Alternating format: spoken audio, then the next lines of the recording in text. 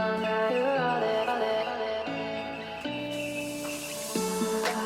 could wait 1,000 days. You never wait for me. You never wait for me. Ăn nuam rất khóc mày. Ăn nuam. Ăn nuam nó tụi thầy. Mấy chú ấy cái thuyền bay cái suy à. Rong bị chảo cái là. Mi rong tay lâu mà. Ăn nem nó tụt swing nó bom lâu. Ăn tầm nó tụt mà. Cho nên cần cái sẽ là sai cái lên cần cái là ta về rồi. Để cái nắp về à. Cần cái mấy mày à.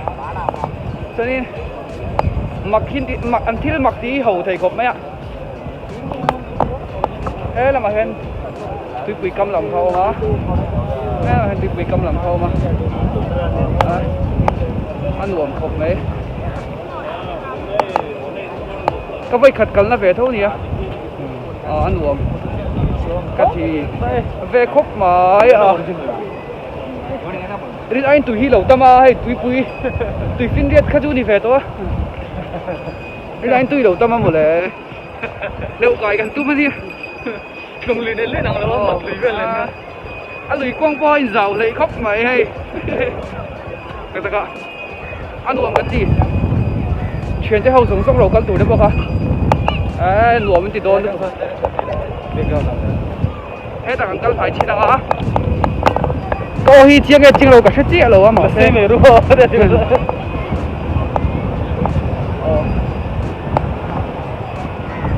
Thế đây về thì gì hay? Anh có sắp học này chuyển cho bộ. Anh chuyển tới hậu thì mấy rồi sẽ hay.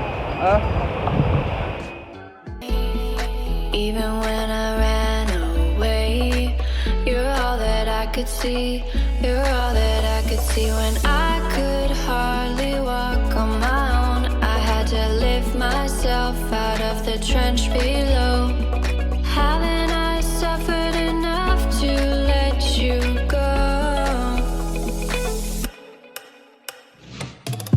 You're all that you. I had you gone. Right, you're all that you. Right, you're all that you. I had you gone. Right, you're all that you. Right, you're all that you. I had you gone. Right, you're all that you.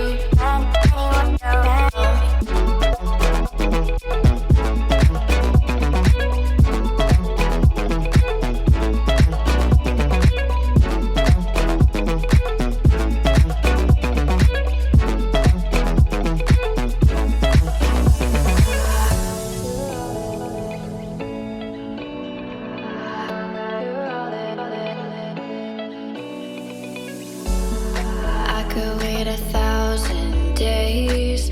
You never wait for me. You never wait for me. Even when I ran away, you're all that I could see. You're all that I could see when